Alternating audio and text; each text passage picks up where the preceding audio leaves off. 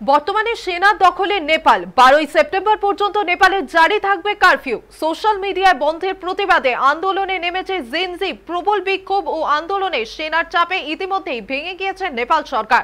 নেপালের বর্তমান এই পরিস্থিতির কারণে ভারত সরকার ও নেপাল ভারতের 1751 কিলোমিটার দীর্ঘ আন্তর্জাতিক সীমান্তে পুরোপুরি এসএসবি নজরদারিতে রেখেছে। উত্তরপ্রদেশ, বিহার এবং পশ্চিমবঙ্গ সীমান্ত এলাকাতেও এখনো এসএসবির ঘেরাটোপে।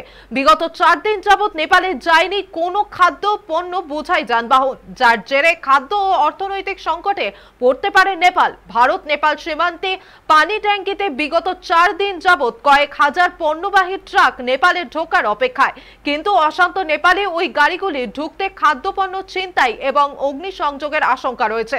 তাই ভারত সরকারের তরফে এখনো পর্যন্ত এই সমস্ত যানবাহনকে নেপালে ঢোকার অনুমতি দেওয়া হয়নি বলে খবর।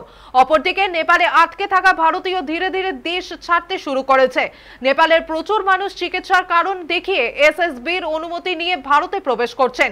তবে এসএসবির দাবি, ভারত থেকে নেপালে এবং নেপাল থেকে ভারতে চিকিৎসার কারণ ছাড়া কাউকে আসতে বা যেতে দেওয়া হচ্ছে না।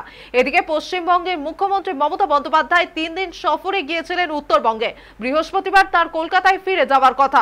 উত্তরকন্যার মিনি সচিবালয়ে বসেই নেপাল পরিস্থিতির ওপর নজর রাখছেন মুখ্যমন্ত্রী। নেপালের পরিস্থিতির স্মরণ নিতে এবার খতিয়ে দেখছেন তিনি। নেপাল সীমান্তে পাঠান শিলিগুড়ি মেয়র গৌতম দেব এবং উত্তরবঙ্গের উন্নয়ন মন্ত্রী উদয়ন গুহকে। রাজ্য সরকারের তরফ থেকে নেপালে আটকে থাকা পশ্চিমবঙ্গের অসহায় মানুষদের জন্য চালু করা হয়েছে হেল্পলাইন নাম্বার। কেন্দ্রের দেওয়া নজরদারি বাড়িয়েছে নেপাল সীমান্তে। দার্জিলিং এর জেলার বিস্তীর্ণ অঞ্চল জুড়ে শিলিগুড়ি মহকুমার নকশালবাড়ি, খড়িবাড়ি সহ এলাকা পর্যন্ত এলাকাতেই বাড়ানো হয়েছে রাজ্যের পুলিশের নজরদারি।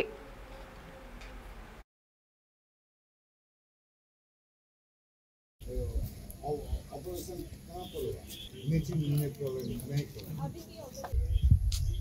गाड़ी चढ़ा के